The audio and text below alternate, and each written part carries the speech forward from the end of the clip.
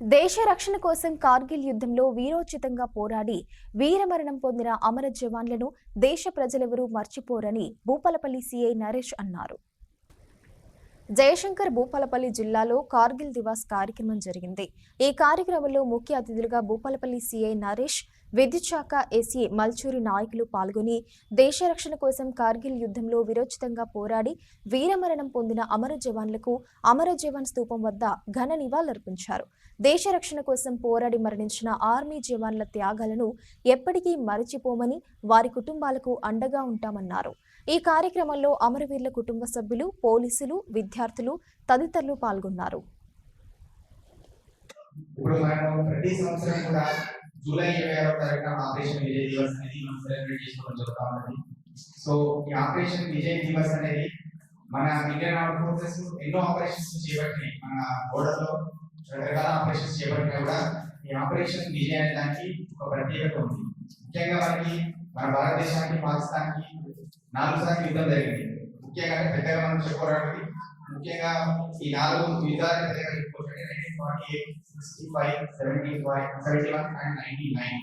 దాంట్లో ఈ 99లో జరిగినటువంటి యుద్ధంలో మన భారత భూభాగంలోని అంటే మన కాశ్మీర్ రాష్ట్రంలో భూభాగాన్ని వాళ్ళు ఆక్రమించుకోవాలనేటువంటి ఒక పుట్టిన నీతితోటి పాకిస్తాన్ చేసినటువంటి ప్రయత్నాన్ని మన ఇండియన్ ఆర్మీ ఫోర్సెస్ విజయవంతంగా తిప్పికొట్టడం జరిగింది. దాంట్లో మన ఇండియన్ ఆర్మీ ఫోర్సెస్ నుంచి సుమారుగా 500 పైగా సైనికులు చనిపోవడం జరిగింది.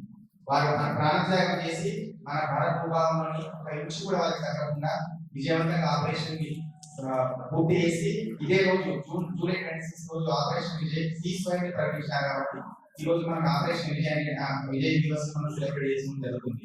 కాబట్టి దీనికోసం కష్టపడి అక్కడ ప్రాణత్యాగం చేస్తూ ఎవరైతే మన సైనికులు ఉన్నారో, రిటైర్డ్ సైనికులు ఉన్నారు, ఇక్కడ సర్వింగ్ మెన్ కూడా ఉన్నారు, వారందరికీ గౌరవిస్తూ మన భారతదేశాన్ని కంటికి రెప్పలా కాపాడుతున్నటువంటి మన ఇండియన్ ఆర్మీ ఫోర్సెస్ లో సర్వింగ్ పర్సన్స్ కావచ్చు, రిటైర్డ్ పీపుల్ కావచ్చు, వాళ్ళందరినీ కూడా గౌరవించుకోవాల్సినటువంటి బాధ్యత మనందరికీ కూడా ఉంది.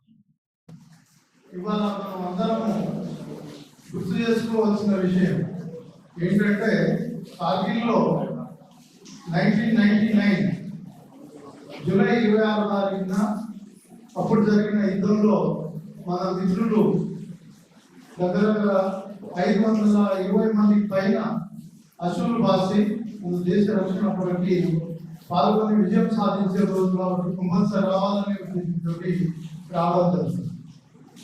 మరి ఇప్పుడున్న జనరేషన్ చూస్తే మరి ఎందుకు ఓన్లీ మిలిటరీలో ఉన్నోళ్ళే రాత్రి మొదలు ఆ చలిలో దాంట్లో కష్టపడి పనిచేస్తున్నారు. యూత్ మరి ఎందుకు మన దేశం భక్తి వైపు ఎందుకు మరలించట్లేదు దృష్టి అర్థం కావట్లేదు. చాలా మంది మొన్న కౌన్సిలింగ్ జరిగింది. సిఐ గారు, కలెక్టర్ గారు కూడా కలెక్టర్ ఆఫీస్ లో మీటింగ్ పెట్టడం జరిగింది. ఈ మత్తు పానీయాలు కానివ్వండి, ఈ వీటి గురించి గంజాయి కానివ్వండి, లేకపోతే ఈ డ్రింకింగ్ హ్యాబిట్స్ ఇవన్నీ అలవాటు చేసుకొని యువత తప్పులో కొంతవరకు పడుతుంది. దాన్ని అరికట్టడానికి గవర్నమెంట్ కూడా ప్రయత్నం చేస్తుంది. దేశభక్తి అనేది దేశం అంటే ఏంటిది? అసలు దేశం అంటే మన కన్న తల్లి.